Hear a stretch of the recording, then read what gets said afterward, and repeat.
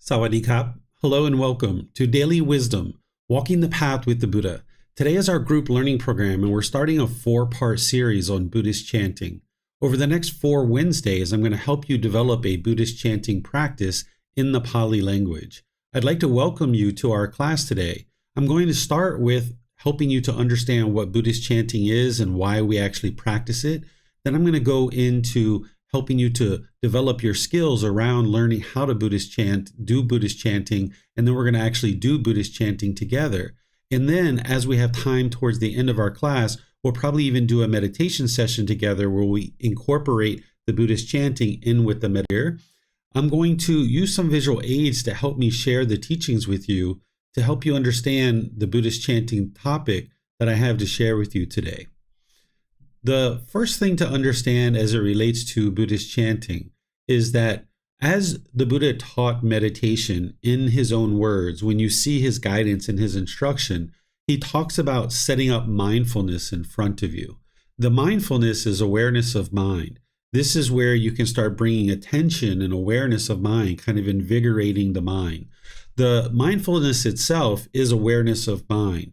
But in terms of meditation, what you're looking to do is set up mindfulness in front of you. This is the words of the Buddha where he talks about this prior to meditation. He says, set up mindfulness in front of you. So you're bringing some awareness to the mind. So when you're doing Buddhist chanting, it helps you to ease the mind into meditation, developing awareness of the mind, developing concentration, developing memory. It helps you even develop awareness of the breath. It slows down the mind and relaxes the mind. It eases the mind into meditation.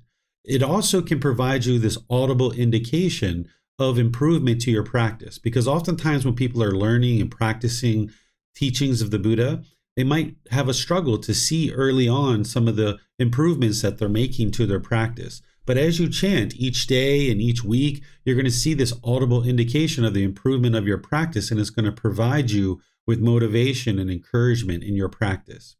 As part of the path to enlightenment, training the mind to get to this peaceful, calm, serene, and content mind with joy, you need to cultivate respect and gratitude towards all beings. One of the things that the chanting has helped me to do is cultivate this respect and gratitude for the elders, including Gotama Buddha himself.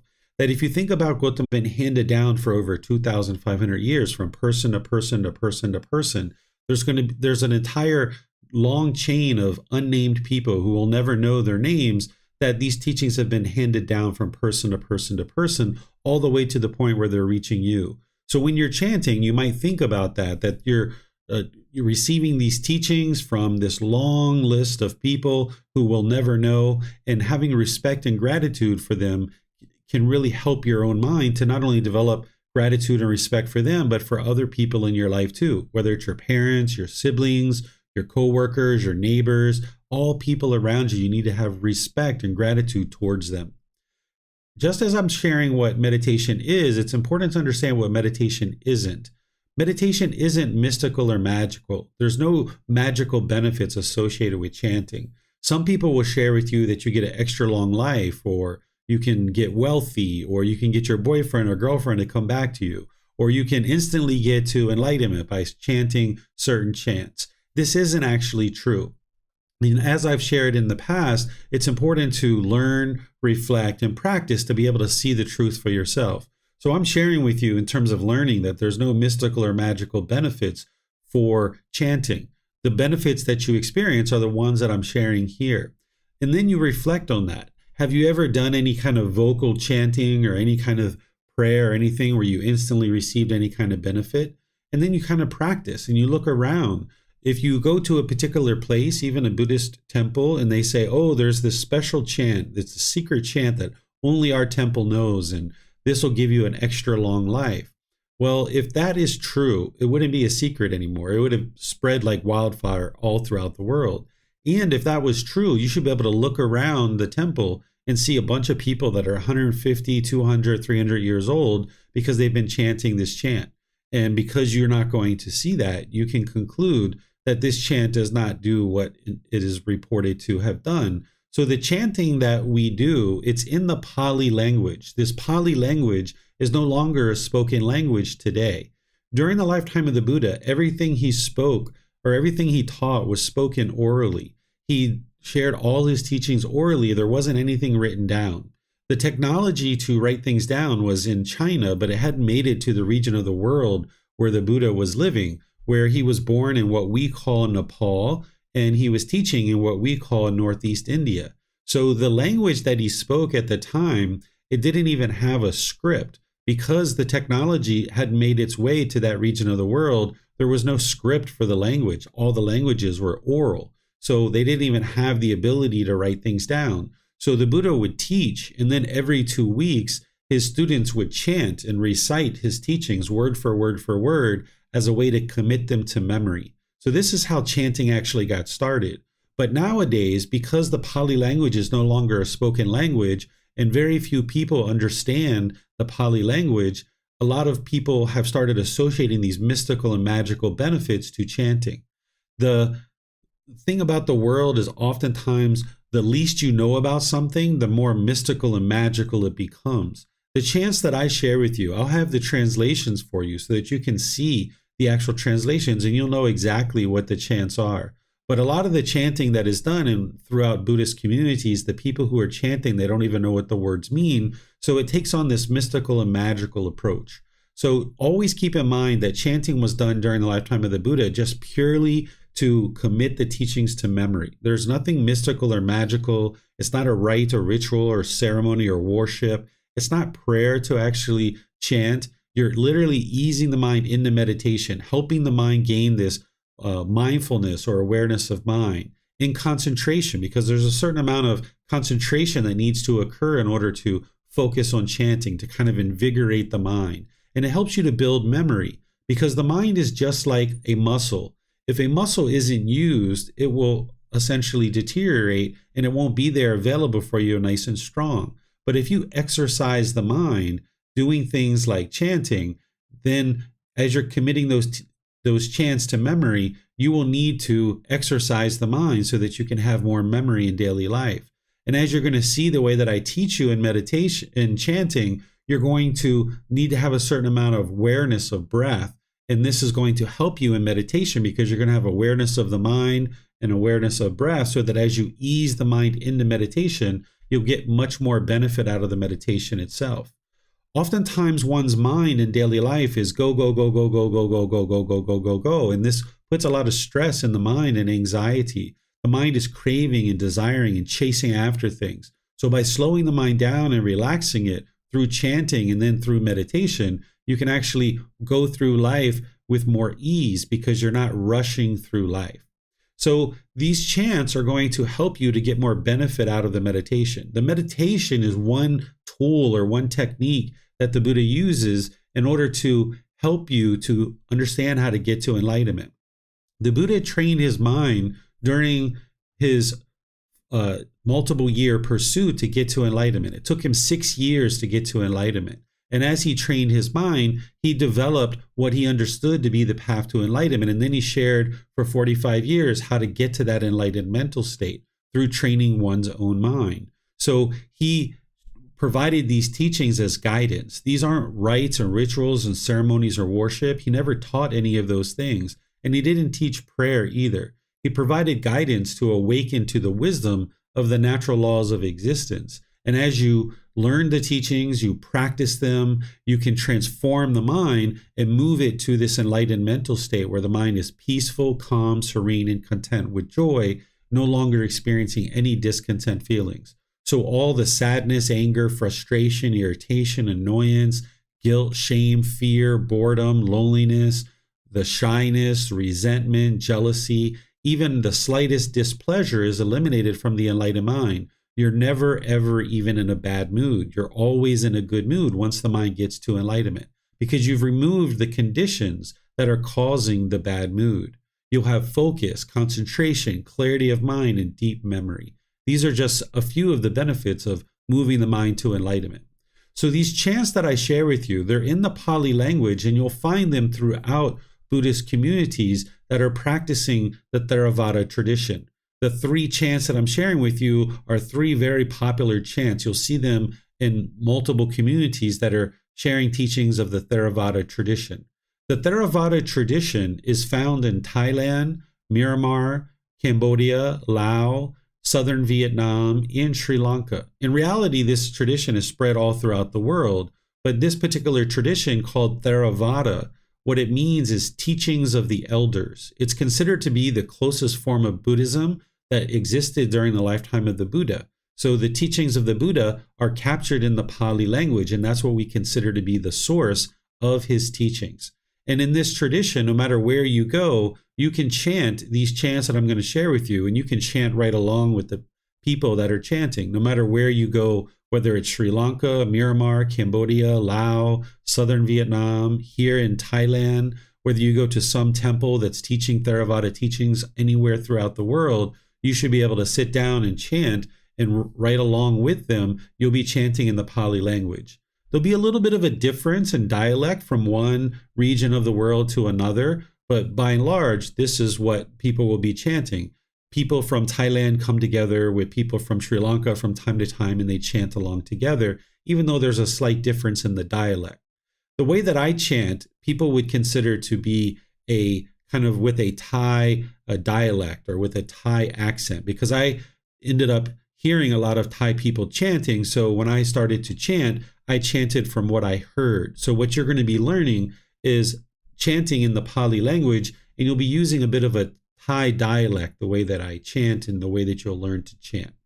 So this is what I have to share with you in terms of the benefits of chanting. And what I'm going to do next is move into helping you learn how to actually chant.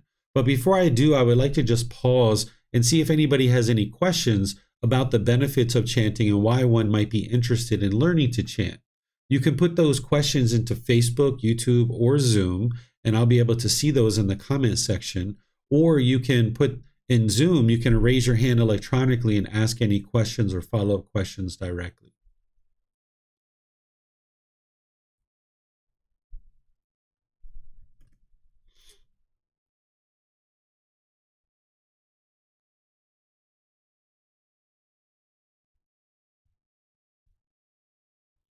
Okay, I have a question here coming in on Facebook, in our Facebook group, Daily Wisdom, Walking the Path with the Buddha. It's from Mayu Lee. She's asking, hello, teacher and classmates. Is it as beneficial to chant inside your head as out loud prior to meditation? I find that it is beneficial to do either way. There's some situations where I've done it quietly, like when I used to travel from the US to Thailand back and forth. I was on 24-hour flights, so I was either in an airplane or in an airport when I needed to be doing meditation. So I would oftentimes sit in my seat on the airplane with my eyes closed and quietly chanting. It helps to build concentration. It helps to build memory. It even helps to invigorate the mind a bit.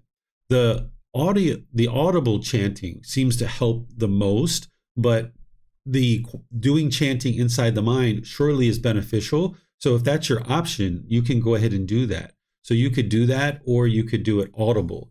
Audible, as I mentioned, definitely tends to have a lot more benefit. There's sometimes when my son sleeps with me, and prior to doing meditation, rather than doing it out loud because he's already asleep, I will sometimes do it in the mind as well. So there's different reasons why you might decide to do it quietly, and you can do it as you need to. So whether it's quietly or it's out loud, you can do it either way. But what I find is that doing it out loud produces the most benefits.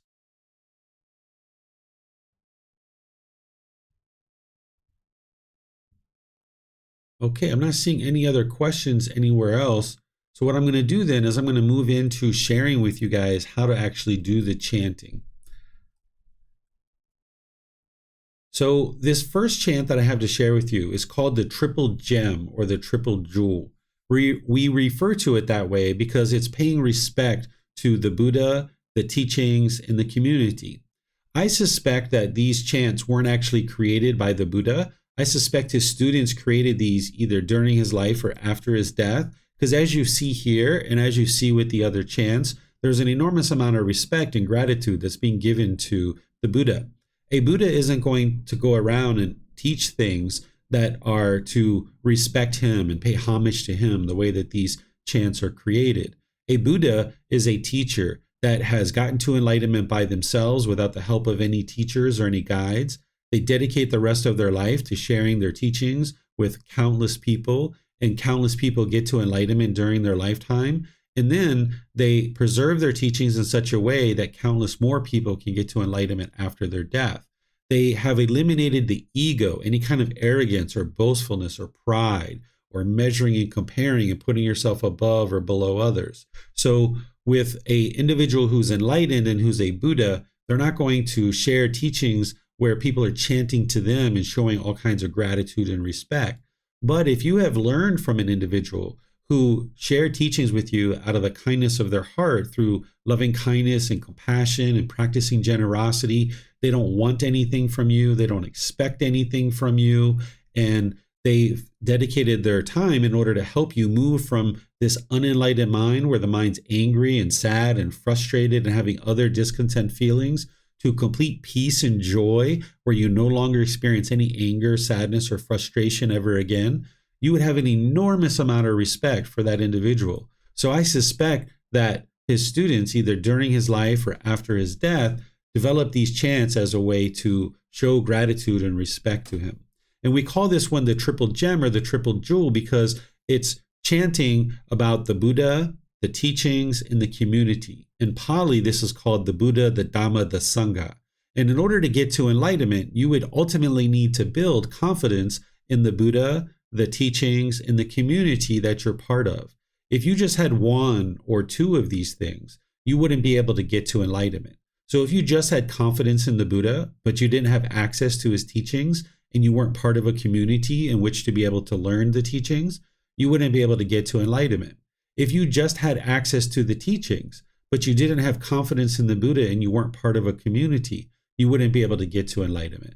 If you were just part of a community, but you weren't having confidence in the Buddha or the teachings, you wouldn't be able to get to enlightenment because you wouldn't have access to the teachings. You're just as being a member of a community. So it's only when you have all three of these things, that you have confidence in the Buddha, you have access to his teachings, and you're part of a community, that you can then make your way to enlightenment. And this is called the triple gem or the triple jewel. When someone first comes to the path to enlightenment, you will most likely have doubt. Doubt about the teachings, doubt about the community, doubt about the Buddha, doubt about your teacher, maybe even doubt about your own ability to get to enlightenment. But slowly but surely, as you develop your mind on the path, you will slowly erode and eliminate any doubt because you'll see the improvement to the condition of the mind. Moving the mind from anger and frustration and sadness and other discontent feelings, you know in situations where you once felt that way and you experience those feelings. But when you train your mind to eliminate the conditions that are causing these feelings through understanding the teachings of the Buddha and practicing them to transform your mind, slowly but surely, as you see the improvement to the condition of your mind, you'll get to a point where you have no doubt about the teachings whatsoever, and you'll have this confidence in the Buddha, the teachings, the community, your teacher, and your own ability to get to enlightenment because you'll see the improvement to the condition of the mind.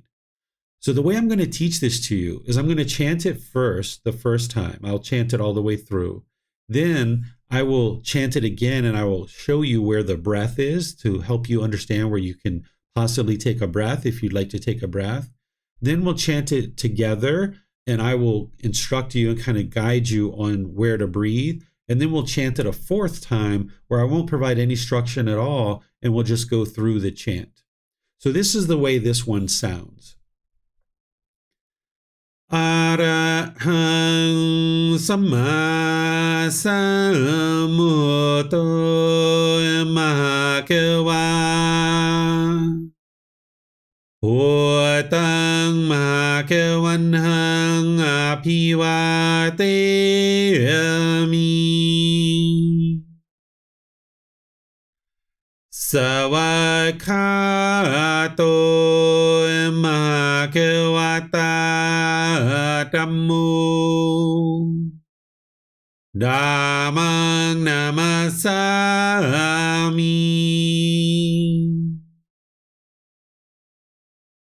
Supatipano Mahakavato Sāvaka Saṅkho Saṅghang Namami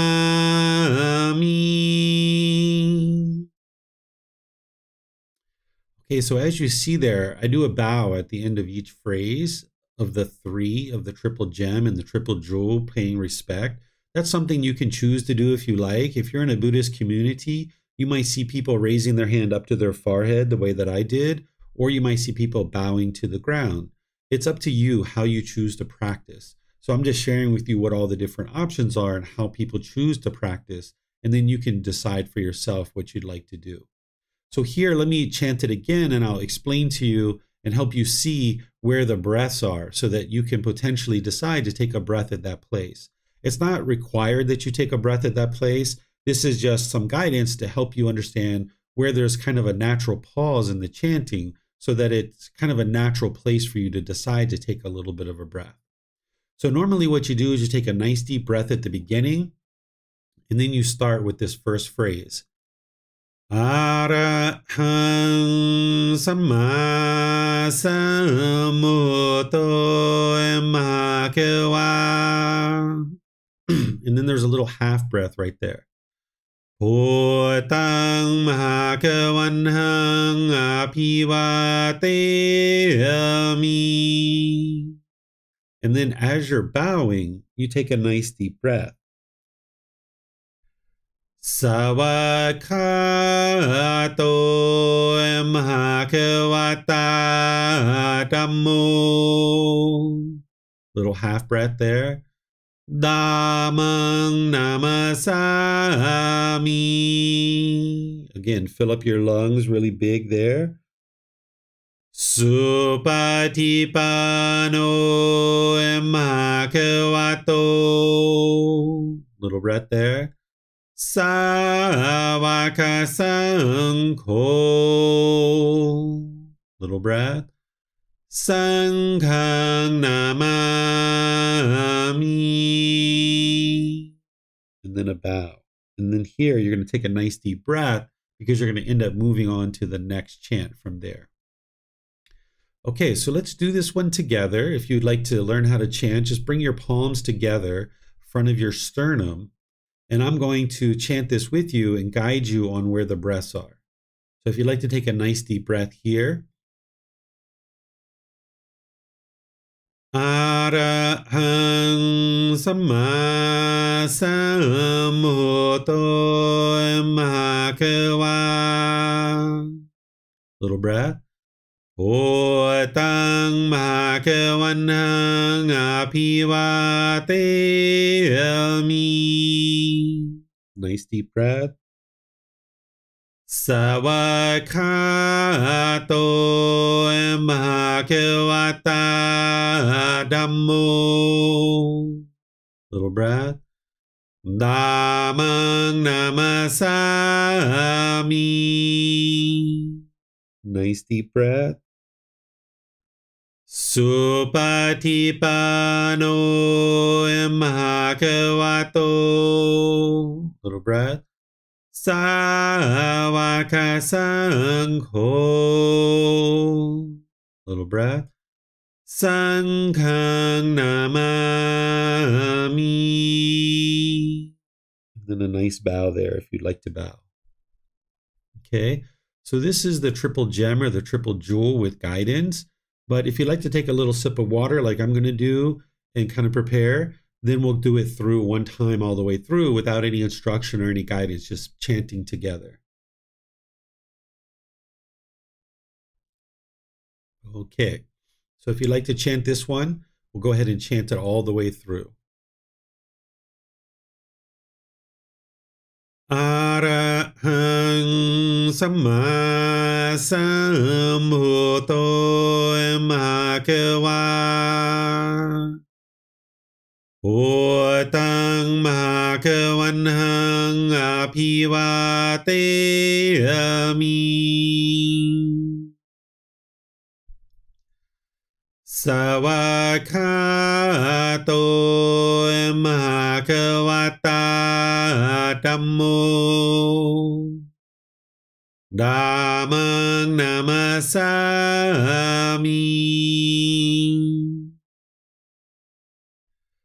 Supatipano Bhagavato. Sāvaka Saṅkho Saṅghang Namami. Okay, maybe give yourself a nice little applause there, right? Give yourself a little encouragement, right? Not arrogance or pride or boastfulness, but just a little of encouragement, a little bit of clap there. So let me know if you guys have any questions on the triple gem or the triple jewel. Again, you can put that into Facebook, YouTube, or Zoom, or you can raise your hand in Zoom electronically and ask any questions or follow-up questions directly.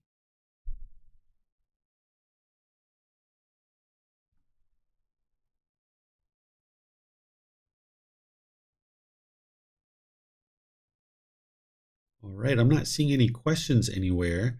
So what I'll do then is I'm going to move on to the next chant, which I just refer to this one as the Namo Tassa. It's a very simple chant. It's just one straight phrase that you repeat 3 times.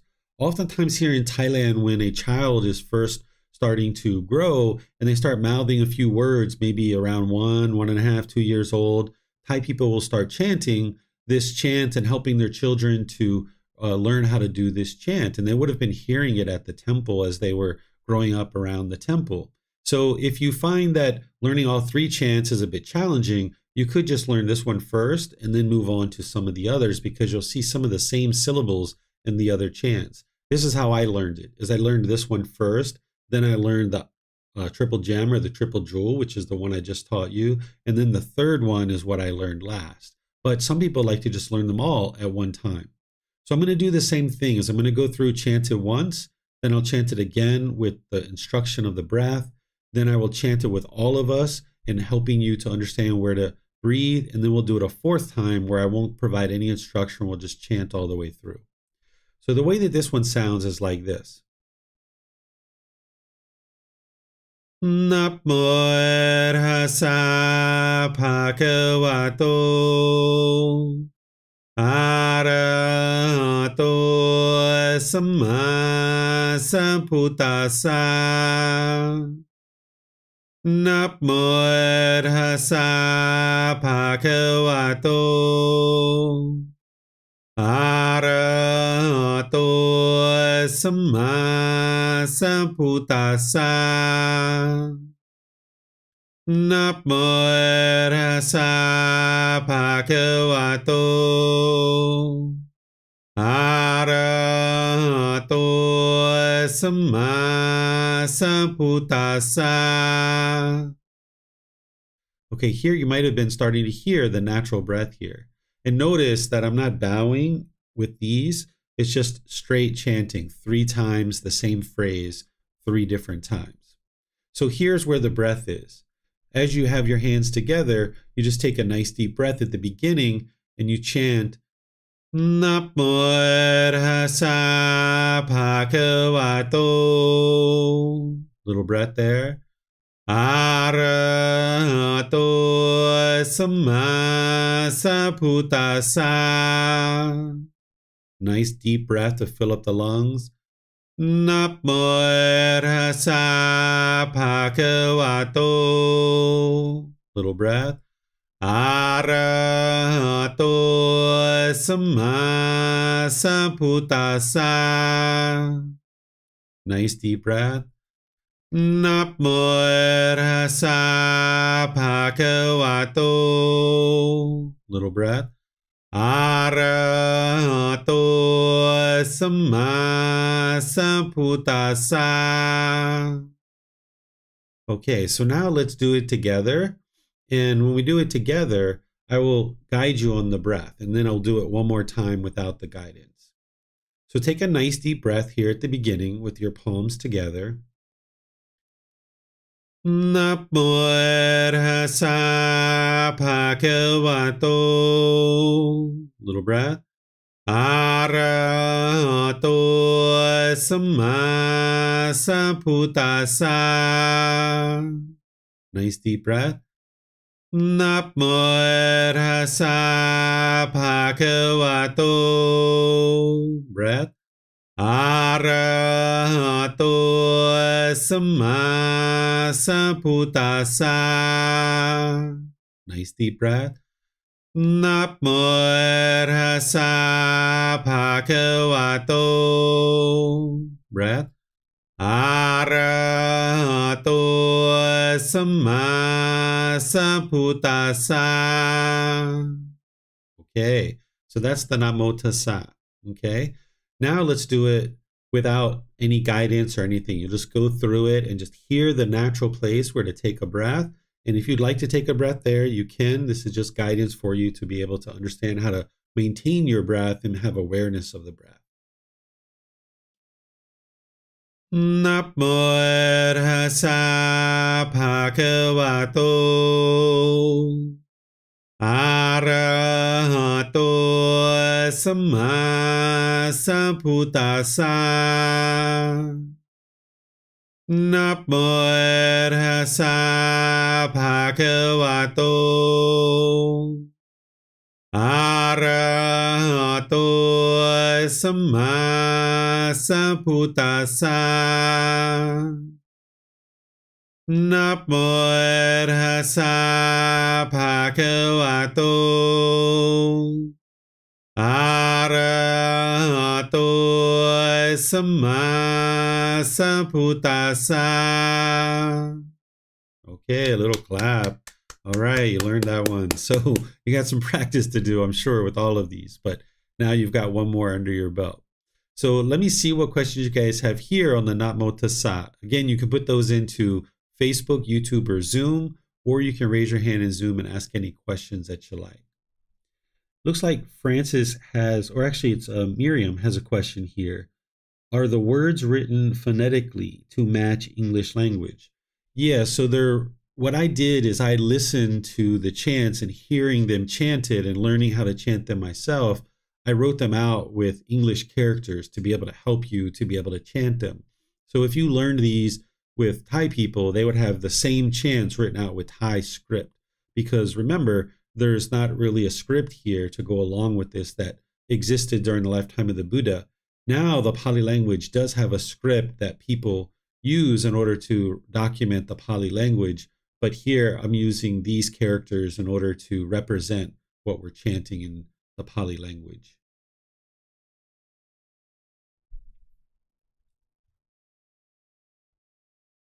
Okay, we have another question coming in here from Mayu Lee.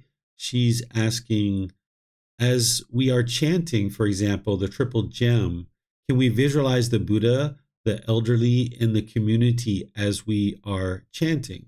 Sure, there's no harm in doing that. But what you would like to do is be able to, and she's adding to pay respect. The answer is yes, you could surely do that. But you would just like to be sure you're focusing on the chanting and you're focusing on awakening the mind, kind of invigorating it a bit, kind of bringing some attention to the mind, some awareness to the mind, and awareness to the breath so that you know that you're breathing in and out.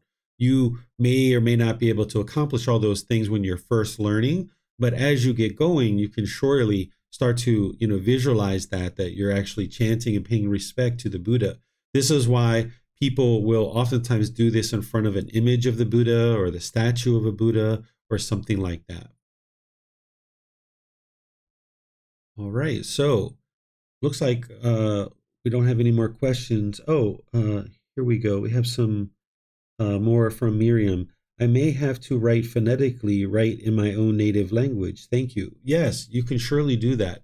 You can write this in whatever language you're comfortable with. As you hear it, you're welcome to write it down with whatever language you feel is best to represent the sounds. And by the way, as you're practicing this, you have these chants in volume 1, chapter 11. You'll see them in there exactly the way I have them here.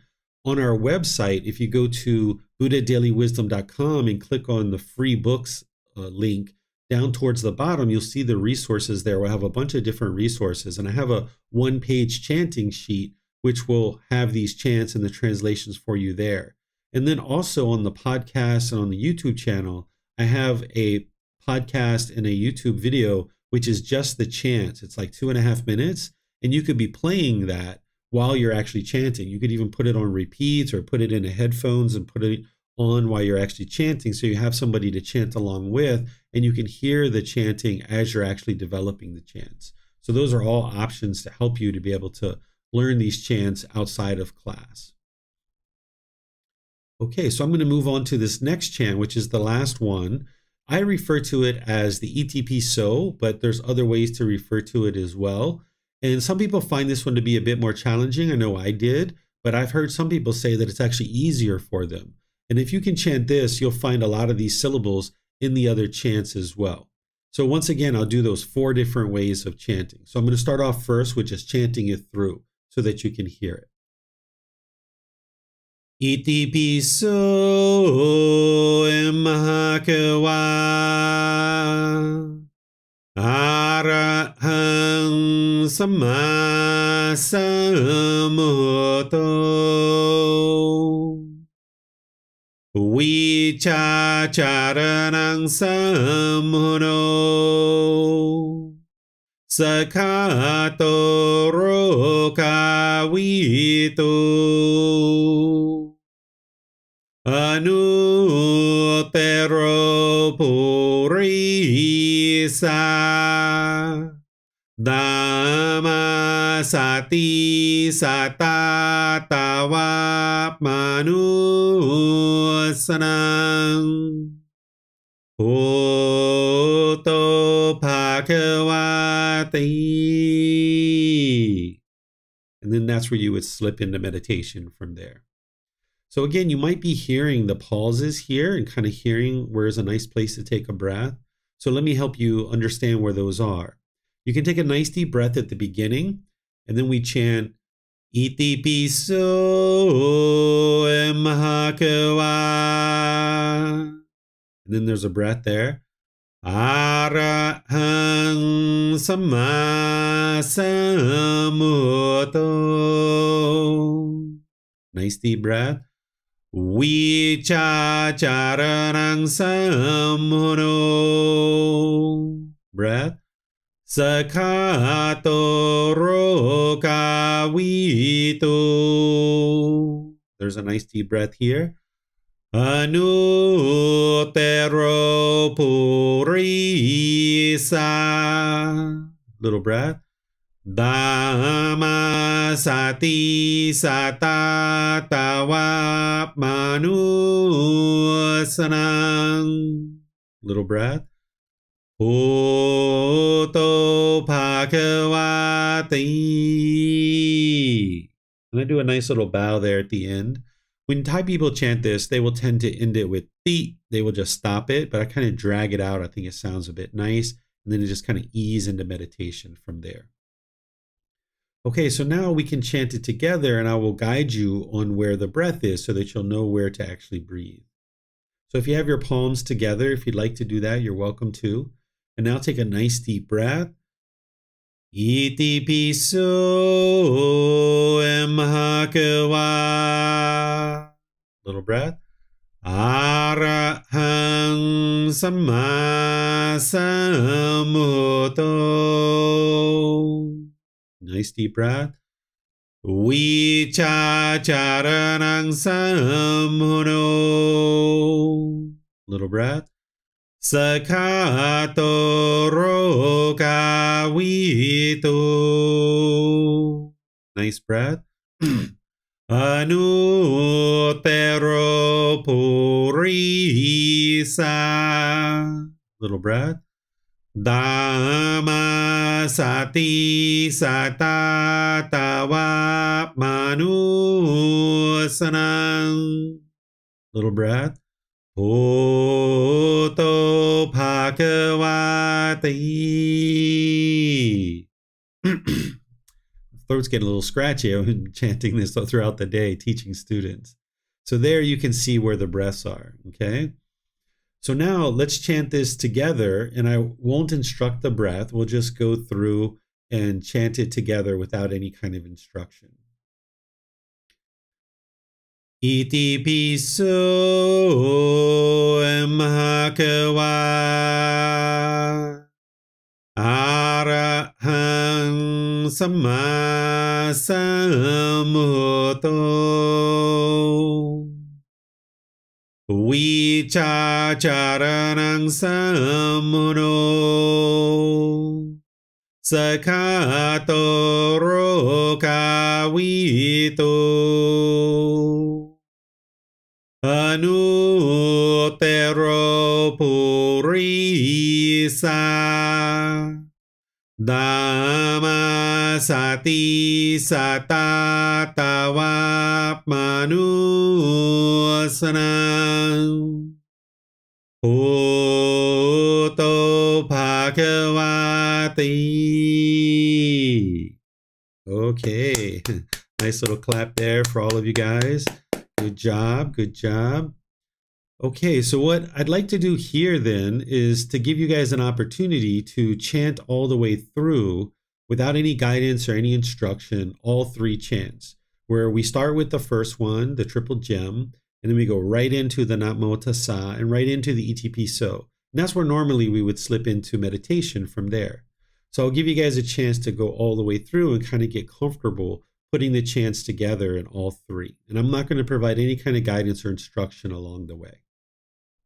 Okay, so let me get a nice little drink here. All right, so if you guys would like to chant this, we can all go ahead and chant it together. Arahang Samma Sambuddho Bhagava Wat Tung Bhagavanhang Abhivateyami Savakato Bhagavata Dhammo Dhammang Namasami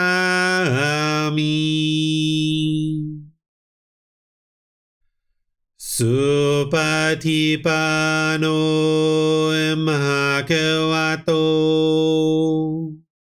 Savaka Sangho Sanghang Namami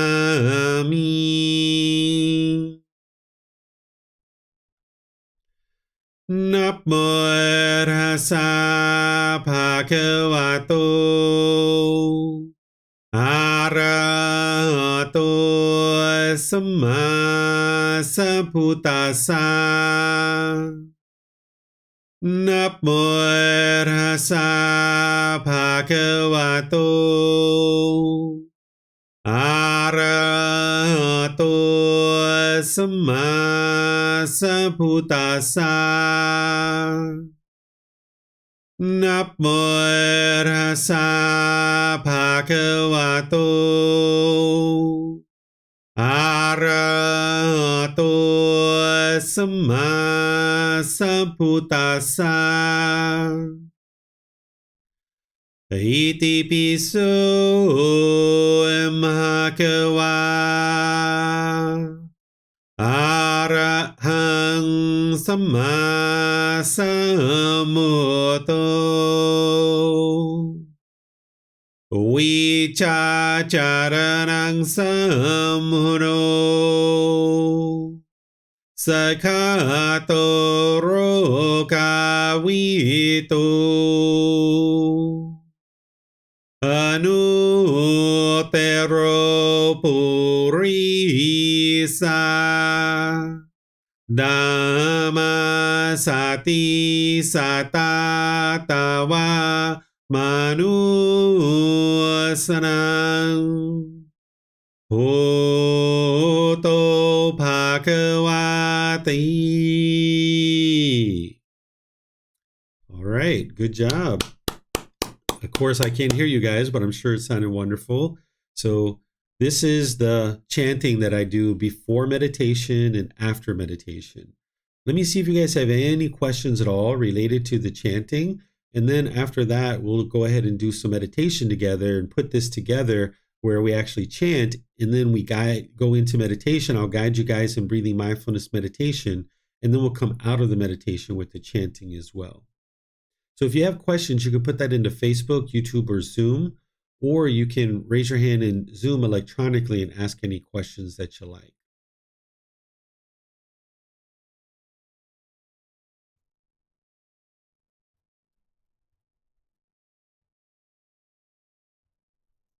All right, I'm not seeing any questions anywhere. So let's do this. Let's go through the chanting. And then after the chants, we'll just ease into meditation and I'll provide you guys guidance in meditation. We'll do breathing mindfulness meditation, which is something that I taught in the 4-part series that we started off with at the very beginning of the group learning program. And there I was doing chanting, but I hadn't taught it to you guys yet. So now you can start to actually do the chanting and ease into meditation. I'll provide you some guidance there. And then we can come out with the chanting as well. So if you'd like to join along, you might decide to bring your palms to palm. Take a nice deep breath here. Arahang Samma Sambuddho Mahakava Wat Tung Mahakavanhang Apivateyami Savakato Mahakavata Dhammo Dhammang Namasami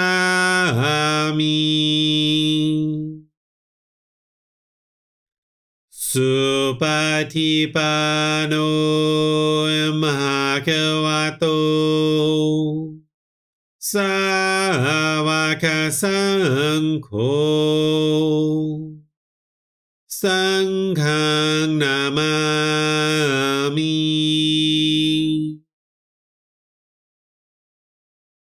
Namo Tassa Bhagavato Arahato Samma Sambuddhassa Namo Tassa Bhagavato Arahato Samma Sambuddhassa Namo Tassa Bhagavato Arahato Samma Sambuddhassa Iti piso Mahakava Arahang Samma Sambuddho Vicacaranang Sambuddho Sakato Rokavito Anutero Purisa Dhamma Sati Satatawap Manusanang Oto Bhagavati.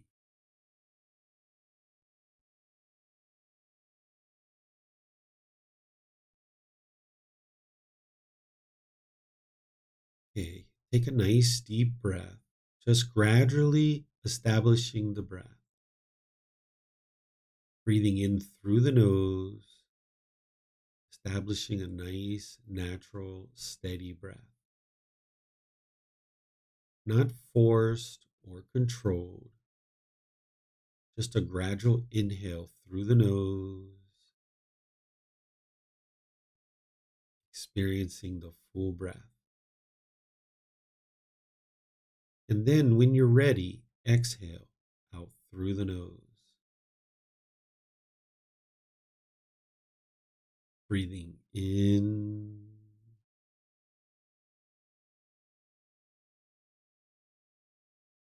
and out.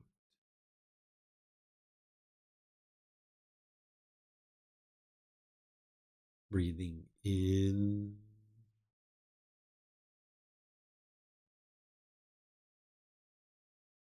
and out.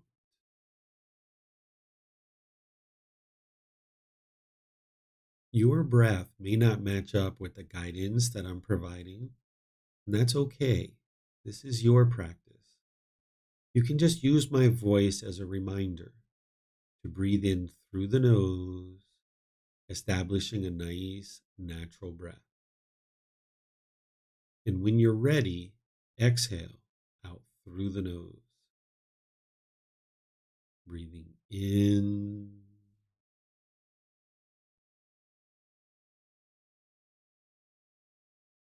and out.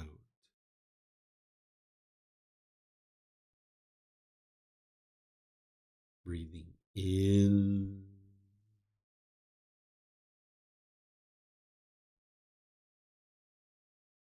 and out.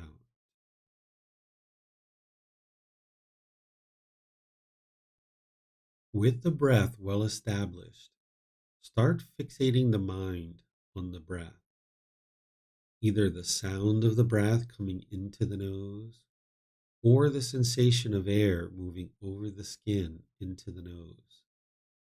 The breath is the present moment. Fixate the mind on the breath, the present moment. Breathing in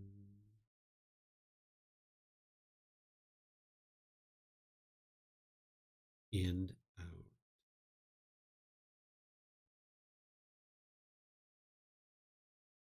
Breathing in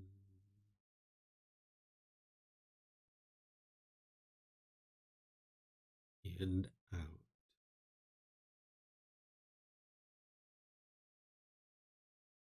With the mind fixated on the breath, whenever you notice that it moves off the breath, cut that off, let it go, and come back to the breath, the present moment. No need to observe the breath, label it, judge it, or even try to figure out where the thoughts are coming from. Wherever you notice that there's a thought that arises in the mind, cut that off, let it go, and come back to the breath, the present moment. Breathing in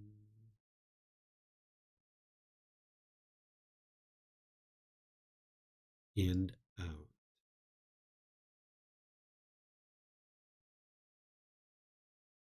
Breathing in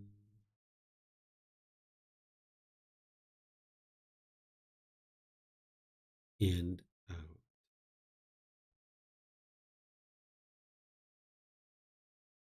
I'm going to be quiet now and let you do this work of focusing on the breath.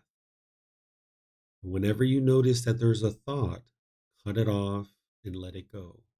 Bring the mind back to the breath. You have nowhere to go. There's nothing to do. No one needs you right now. This is your time to focus on the breath. Breathing in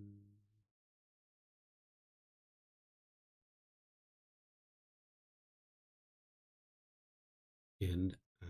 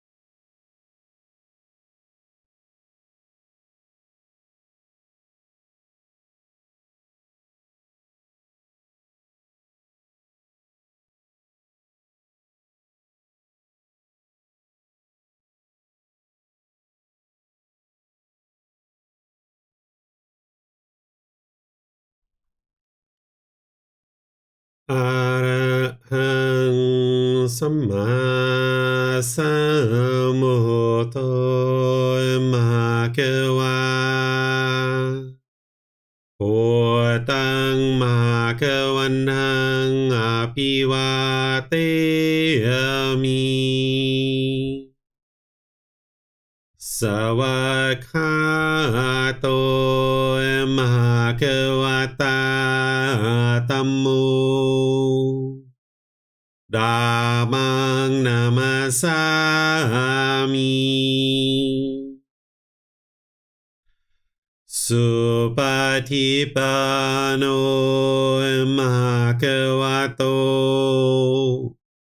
สาวกสังโฆสังฆังนามามินะโมตัสสะภะคะวะโตอะระหะโตสัมมาสัมพุทธัสสะนะโมตัสสะภะคะวะโตอะระหะโตสัมมาสัมพุทธัสสะนะโมตัสสะภะคะวะโตอะระหะโตสัมมาสัมพุทธัสสะอิติปิโสมะคะวะอะระหังสัมมาสัมพุทโธวิชาจารณังสัมมุโนสกขาโตโรกาวิโตอนุเตโรปุริสาธัมมาสติสัตตาตาวามนุสนังพุทโธภควาติ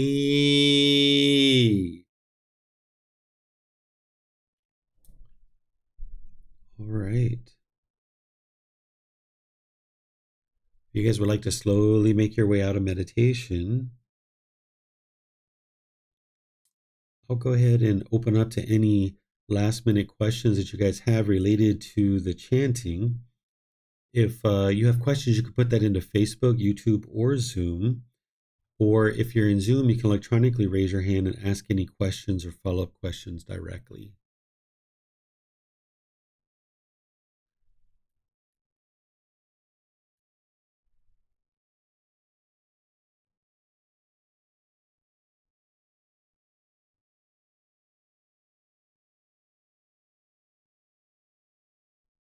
All right, I'm not seeing any questions anywhere.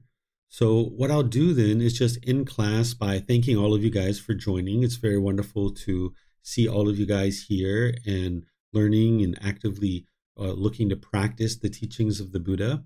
As you develop your life practice and moving closer and closer to enlightenment, chanting can be one of the things that can help you as you're progressing towards enlightenment to help deepen your meditation practice. As you're working on your chanting, you can come into the class. You can learn here each Wednesday from starting at 9 p.m. Thai time, and we even have a class at 9 a.m. Thai time as well. So you're always welcome to join the classes. And over the next 3 Wednesdays, I will be sharing with you the Buddhist chanting so that you'll be able to learn how to do the chanting. And then between now and next week, if you would like to practice the chanting as part of your meditation, you can do that. And then next week, you might have some questions and you need some further practice. I can gradually help you over 3 sessions to be able to then develop your chanting practice. And then ultimately, after our 4-part series, we will go back to breathing mindfulness meditation 1 week and loving kindness meditation the next week. And we'll just rotate back and forth like that all the way through the end of the group learning program. This Sunday, we're going to be in chapter 5 of this book, Developing a Life Practice, The Path That Leads to Enlightenment.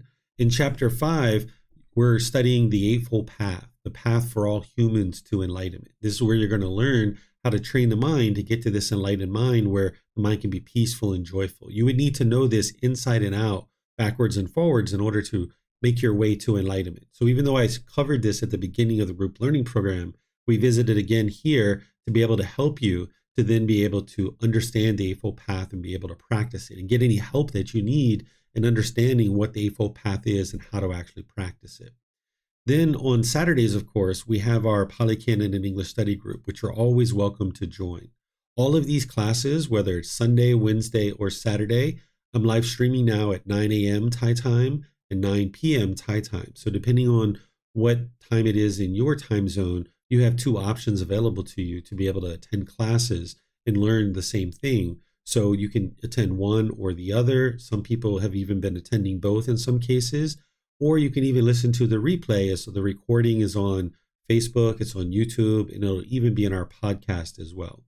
So thank you all again for joining. We'll perhaps see you guys in one of these future classes. Have a very lovely and wonderful rest of your day. Sawadee krap.